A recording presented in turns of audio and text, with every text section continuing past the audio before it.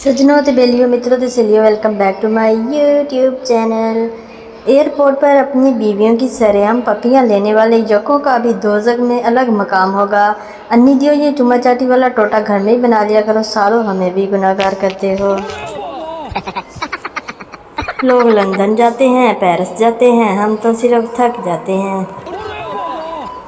उसने कहा, मुझे प्यार की सजा दो। मैंने ब्लॉक कर दिया, ना ढोला हंसी ना रोला हंसी।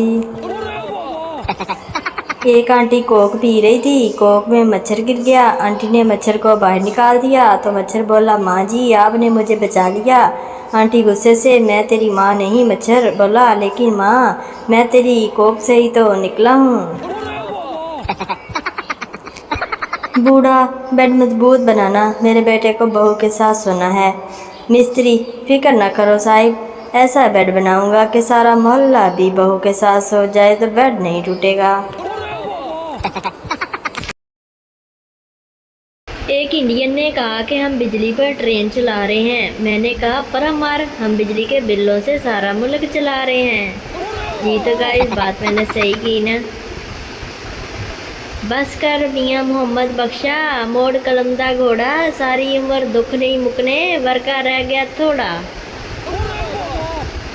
4 दिन पुराने सालन पर हरा धनिया हरी मिर्च डालकर पड़ोसी के घर भेज देना भी पाकिस्तानी खवातीन का खास टैलेंट है। क्या आपने कभी ऐसा किया? पाकिस्तान में दरवाजे पर सिर्फ पोलियो के कतरे ही मिलेंगे, बाकी पानी, तालीम, गैस और दूसरी सहूलियात सिर्फ टीवी की खबरों में मिलेंगे।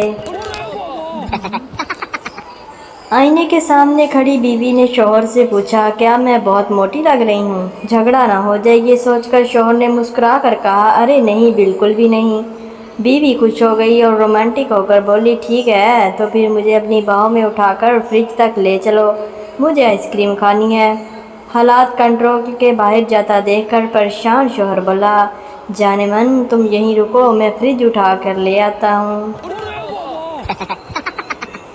उफ, इतनी गर्मी है, दिल करता है अस्कर दूर चली जाऊं। दिमाग कहता है मरी ठीक रहेगा, लेकिन माली हालात कहते हैं दुपट्टा गिल्ला कर ते पक्के थल्ले मार।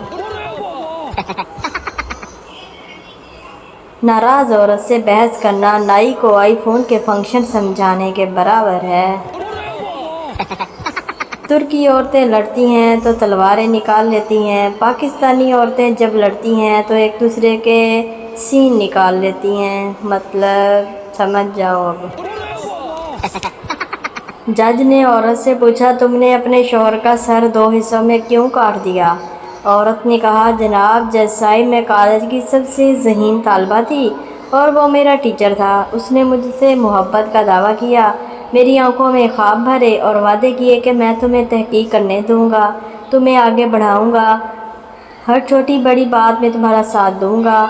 मैंने दिल से कहा, वाकई अल्लाह बहुत मेहरबान है। मगर शादी के बाद ना मुझे मेरी तहकीक याद रही ना ख्वाब। सारा दिन अहमद, महमूद, इब्राहिम, फातिमा को संभालती रही। ईमान को दूध पिलाती थी, महमूद का पैम्पर बदलती थी, अहमद का होमवर्क कराती थी, फातिमा को हिसाब समझाती थी, बच्चों को चिप्स बना कर देती थी, रात के खाने के लिए सैंडविच बनाती थी, पूरा घर साफ करती थी, कचरा उठाती थी, सूखा कपड़ा समेटती थी, गंदे कपड़े धोने डालती थी, फ्रिज साफ करती थी, प्याज काटती थी, गोश्त को मसाले लगा कर रखती थी, बच्चों के स्कूल बैग तैयार करती थी, मेहमानों के लिए स्वीट डिश बनाती थी, वाशरूम धोती थी, पर्दे निकाल कर दोबारा लगाती थी, कमीज़ इस्त्री करती थी, सुपर स्टोर को कॉल करती थी, ड्राई क्लीन के लिए कॉल करती थी, फातिमा की शिकायत पर स्कूल फ़ोन करती थी और फिर वो मरहूम सोफे पर बैठा खारिश करते हुए उंगलियां चटकाता हुआ मुझसे कहता है, नादिया ये तो बताओ तुम सारा दिन करती क्या हो? मुझे पता ही न चला कि मैं कब हाथ में छुरी लिए जो मैंने प्याज काटने के लिए उठाई थी उसके सर पर मारकर दिमाग निकालने की कोशिश कर रही हूँ कि देखूँ आखिर इसके दिमाग में चल क्या रहा था। अदालत में एक सन्नाटा छा गया। जज साहिब चुप बैठे थे। असल में वो समाज से पहले ही अपनी बीवी से फ़ोन पर यही पूछ चुके थे, यार तुम दिन भर करती क्या हो?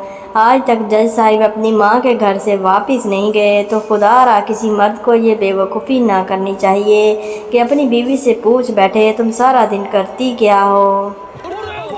तौबा मेरी तौबा। بیوی کو شاپنگ کے لیے پیسے اور عدالت کو مقدمے کے لیے ثبوت جتنے مرضی دے دو ہمیشہ کم ہی پڑتے ہیں۔ دو قسم کے لوگ خوش نصیب ہوتے ہیں، ایک وہ جس کا تربوز لال نکل آئے اور دوسرا وہ جس کی بیوی خاموش رہتی ہو۔ ہمارے ساتھ ایک سین ہو گیا، ہم نے دال میں گوشت ڈال کر بنایا کہ سواد آ جائے، مگر عین وقت پر حمزہ آ گیا اور سب کھا گیا۔ جب تمہیں پتہ تھا کہ گاڑی ایک خاتون چلا رہی ہے تو تم سڑک سے ہٹ کیوں نہیں گئے؟ زخمی: کون سی سڑک جناب، میں تو کھیت میں لوٹا لے کر بیٹھا ہوا تھا۔ واہ واہ۔ شلوار قمیض اس لیے پاکستان کا قومی لباس ہے کیونکہ اس میں جھولی اٹھا کر بد دعا دینے والا آپشن موجود ہے۔ مولوی صاحب نے خطبہ میں کہا کہ آپ کی بیویاں سارا دن کی تھکی ہوتی ہیں، اگر وہ سو جائیں اور آپ کو ان کے قرب کی حاجت ہو تو انتہائی شفقت کے ساتھ جگایا کریں۔ حاضرین نے پوچھا، مولانا صاحب طریقہ بھی آپ ہی بتا دیں کہ کیسے جگایا جائے؟ فرمایا کہ اگر بیوی سو جائے تو آپ ایک کپڑا گیلا لیں اور اس کے پاؤں پر آرام سے پھیریں، اگر وہ گہری نیند میں نہ ہوئی تو جاگ جائے گی اور اگر نہ جاگے تو آپ لوگ بھی درگزر فرما لیا کریں۔ اب یہ خطبہ لاؤڈ اسپیکر پر تھا جس کو پورا گاؤں سن رہا تھا۔ اس رات مولانا کو گھر جانے میں کافی وقت لگ گیا۔ گھر پہنچے تو بیوی سو چکی تھی۔ مولانا نے کپڑا گیلا کیا اور بیوی کے پاؤں پر لگایا۔